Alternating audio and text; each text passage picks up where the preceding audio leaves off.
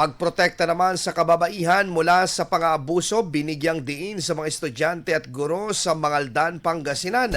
Para sa detalye ng balitang yan, kasama natin Idol Denise Brillante.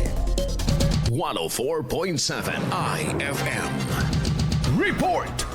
Binigyang diin sa mga estudyante at guro sa Mangaldan ang kahalagahan ng pagprotekta sa kababaihan laban sa pang-aabuso sa isinagawang talakayan ng Mangaldan Municipal Police Station sa isang paaralan sa bayan. Ayon sa ulat, tinalakay sa aktibidad ang nilalaman ng Republic Act No. 11313 o Safe Spaces Act na mas kilala bilang Anti-Bastos Law bilang bahagi ng paggunita sa National Women's Month. Ipinaliwanag sa talakayan ang iba't ibang anyo ng gender-based sexual harassment at ang mga karapatan ng mga biktima alinsunod sa nasabing batas. Hinikayat din ng pulisya ang mga estudyante at guro na agad iulat sa mga otoridad ang anumang insidente ng harassment. Isinagawa ang aktibidad upang mapalawak ang kaalaman tungkol sa mga batas na nagproprotekta sa kababaihan at maiwasan ang mga insidente ng pang-aabuso at harassment. Kasama mo mula rito sa IFM News, Degupan nito si Idol Denise Brillante, Tatak. IFM IFM News. IFM News.